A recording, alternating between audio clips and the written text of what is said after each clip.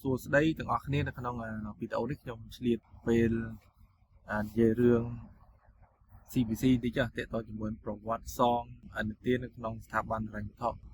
ដែលពាក្យច្រើនដែលខ្ញុំធ្លាប់ឮហើយគេធ្លាប់សួរហ្នឹងថាខូច CBC ហ្នឹងមានន័យថាយ៉ាងម៉េចហើយធ្វើម៉េចទើបយើងដឹងថាខូចហើយវាប៉ះពាល់អីខ្លះ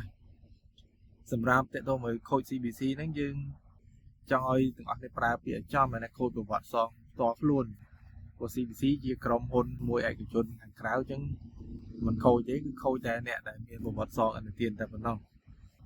អញ្ចឹងពាក្យថាខូច CBC ដែលភាគច្រើនយល់ច្រឡំហ្នឹងហើយនិយាយអត្ថន័យបានន័យថាគាត់បង់ធនាគារហ្នឹងវាមិនទៀងទាត់តាមតារាងសងប្រចាំខែធ្វើឲ្យក្រុមហ៊ុនដែលគាត់ត្រាប្រវត្តិសងហ្នឹងគាត់ថាបង់ប្រាក់គេយឺតយ៉ាវមិនទៀងទាត់តាមពេលវេលាអញ្ចឹងទៅគេថាយឺត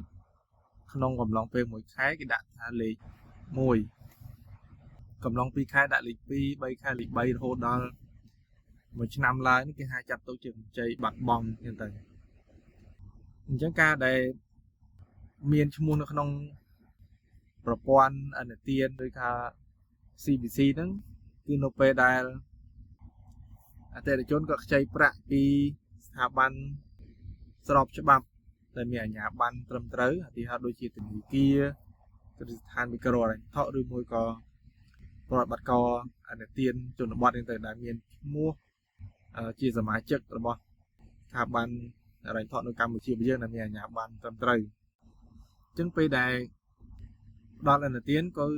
គាត់នឹងរាយការណ៍ជូននៅក្រុមហ៊ុនអនុទានហើយស្ថិតនៅក្រោមការគ្រប់គ្រងរបស់ច្បាប់របស់ប្រទេសរបស់យើងហើយមានការគ្រប់គ្រងពីធនាគារជាតិយ៉ាងទៅអញ្ចឹងយើងដឹងថាខូចអនុទានឬមួយប្រវត្តិសងហ្នឹងនៅពេលដែលបង់ឲ្យគេអត់ទៀងទាត់យើងខ្លីថាបើមិនបង់ទៀងទាត់តាមតារាងទេគឺនឹងកត់ត្រានៅឈ្មោះហ្នឹងយឺតយ៉ាវក្នុងប្រវត្តិអនុទានហើយផលលំបាកបើសិនជាបង់គេមិនទៀងទាត់បើនិយាយខ្លីពេលដែលចង់ខ្ចីឡើងវិញនៅស្ថាប័នដដែលឬមួយក៏ស្ថាប័នដទៃគេមិនហ៊ានឲ្យយើងខ្ចីទេដោយសារតែមានប្រវត្តិមិនល្អក្នុងការសងប្រាក់គេខ្លាចខូចអនុទានខូចសាច់ប្រាក់របស់គេនិយាយចំអញ្ចឹងពាក្យថាអនុទានហ្នឹងមានន័យថាយ៉ាងម៉េចបានវាបង់មិនទៀងអនុទានមានតែគេឲ្យលុយខ្ចីហើយគេចង់បានទៅវិញគ្រប់ចំនួនហើយមានការប្រាក់មានប្រាក់ពិន័យមានអីទៅជាមួយទៅបើសិនជាករណីយឺតយ៉ាវអញ្ចឹងសូមឲ្យទាំងអស់គ្នាដែលប្រើប្រាស់អនុទានសូមព្យាយាមទូទាត់ឲ្យបានទៀងទាត់ហើយបើសិនជាមានបញ្ហាណាមួយសូមអញ្ជើញទៅជួបធនាគារឬស្ថាប័នដែលគ្រូកំពុងតែប្រើដើម្បីពិភាក្សាគ្នាដើម្បីរកដំណោះស្រាយណាមួយឲ្យសមរម្យទាំងអស់គ្នាគ្រូស្ថាប័នមិនសុទ្ធតែថាចង់នឹងផ្ដល់ដោះស្រាយតាមប្រព័ន្ធតុលាការទាំងអស់នោះទេគេថា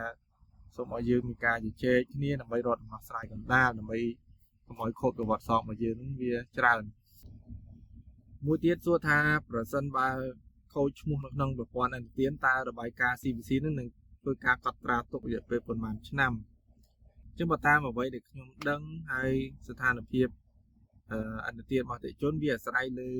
ការយឺតយ៉ាវផ្សេងគ្នាអញ្ចឹងបើសិនបើអនុទានគាត់បង់យឺត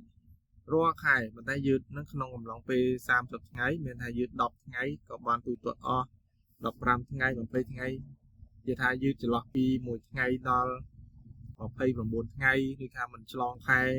មិនគ្រប់30ថ្ងៃហ្នឹងជាទូទៅគេដាក់លេខ1ហើយបើសិនជាតារាងចាស់យើងបង់មិនតាន់អស់ដាច់មួយខែមកដល់ខែថ្មីមកទៀតអាហ្នឹងមិនថាយើងកោចូល2ខែអាហ្នឹងវាដាក់លេខ2លេខ3អញ្ចឹងទៅនៅពេលដែលយើងបង់ផ្ដាច់របាយការណ៍អនុទានគេនឹងកត់ត្រាថាបានទូទាត់រួចទាំងស្ថាប័នដែលអតិថិជនប្រើប្រាស់កម្ចីគាត់នឹងរាយការណ៍ថាអតិថិជនបានបង់ផ្ដាច់កម្ចីរួចរាល់ហើយប៉ុន្តែការកត់ត្រាទុកវាមានរយៈពេលប្រហែលឆ្នាំអញ្ចឹងសម្រាប់កម្ចីដែលទូទាត់ថាប្រវត្តិយឺតយ៉ាវរបស់គាត់នឹងត្រឹមលេខ4ឬក៏លេខ3លេខ4ឡើងទៅលើរហូតដល់ថាយឺតយូរខែហ្នឹងជាទូទៅបន្ទាប់ពីថ្ងៃបង់ផ្ដាច់ទៅរយៈពេល3ឆ្នាំធំជាង3ឆ្នាំឈ្មោះគាត់នឹងត្រូវបានលុបចេញពីក្នុងប្រព័ន្ធអនុទានតាមបទពិសោធន៍អានេះខ្ញុំគិតនិយាយថាត្រឹមឆ្នាំ2019 2025 នៅពេលដែលបាទខ្ញុំដឹងពីរឿងហ្នឹងតែលើមានការអាប់ដេតថ្មីតិចខ្ញុំមិនប្រកាសថាវាត្រូវទាំងអស់ទេតែត្រឹម2026នេះខ្ញុំយល់បានហើយយើងជួបប្រទេសបែបហ្នឹងដែរថាដើម្បីឆ្នាំឡើងគឺលុបចោលប៉ុន្តែសម្រាប់បច្ចេកដែលយឺតយ៉ាវយូរតែលើស90ថ្ងៃទៅប៉ុន្តែសម្រាប់កម្ចីបងប្អូនបងទៀងទាត់ហើយបានបងផ្ដាច់តន័យគឺរក្សាទុក10ឆ្នាំបានលុបឧទាហរណ៍ថា2026ដល់2036បានយើងលុបបាត់ឈ្មោះក្នុង system ហើយ system របស់ក្រុមហ៊ុននឹងលុបទៅដោយស្វ័យប្រវត្តិទេប៉ុន្តែចំពោះកម្ចីមួយចំនួនដែលយឺតយ៉ាវតែយឺតត្រឹមលេខ1រាល់ខែឈ្មោះហ្នឹងមិនមែន3ឆ្នាំបាត់ទេទុកដល់10ឆ្នាំដែរអញ្ចឹងបើយឺតដល់កម្រិតយូរឈ្មោះនោះវាឆាប់បាត់ដែរគេផ្ដល់ឱកាសឲ្យយើងកែខ្លួនហើយអាចនឹងប្រាប់ឲ្យទៀតបានវិញម្ដងទៀតប៉ុន្តែត្រូវចាំថាការដែលខ្ចីគេត្រូវតែសងគេទៅជាទំនួលខុសត្រូវមួយដែលល្អខ្ញុំគិតថាអាងមក CVC ឆាប់លុបចោលឬក៏អីផ្សេងថ្ងៃក្រោយចាប់បានខ្ចីទៀតហើយអត់សងគេនឹងជារឿងមួយដែលមិនល្អទេទូទាត់ឲ្យបានទៀងទាត់តាមពេលវេលាទៅជារឿងមួយដែលត្រឹមត្រូវហើយកំណត់ត្រាអនុទាននេះគឺដើម្បីអតិថិជនមានវិន័យនៅក្នុងការទូទាត់ឲ្យបានទៀងទាត់សម្រាប់ការប្រកាសអនុទាននៅថ្ងៃខាងមុខសម្រាប់អាជីវកម្មផ្ទាល់ខ្លួនស្ថាប័នហិរញ្ញវត្ថុគ្រាន់តែចង់ផ្ដល់កម្ចីជូនអតិថិជនហើយប្រមូលបានមកវិញនៅប្រាក់ដើមនៃការប្រាក់ដើម្បីជាផលចំណេញរបស់ខ្លួនអញ្ចឹងអ្នកដែលយកអនុទានទៅប្រើសូមប្រើវាប្រកបដោយ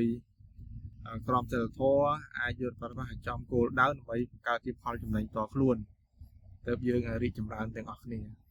ហើយវិស័យអនុទានវិស័យធនាគារនឹងបន្តទៅមុខទៀតដើម្បីជួយគ្រប់គ្រងដល់បងប្អូនដែលមានតម្រូវការប្រើប្រាស់ដើម្បីភាពរីកចម្រើនទៅថ្ងៃអនាគតហើយក៏ជួយដល់សេដ្ឋកិច្ចរបស់ប្រទេសជាតិផងដែរអញ្ចឹងបើមានចម្ងល់អីផ្សេងទៀតអាច comment សួរបានហើយសូមអធិស្ឋានបើសិនបើការដែលលើកឡើងនេះវាមានកំឆ្កងឬក៏ខ្វះពាក្យពេចន៍ចន្លោះណាមួយ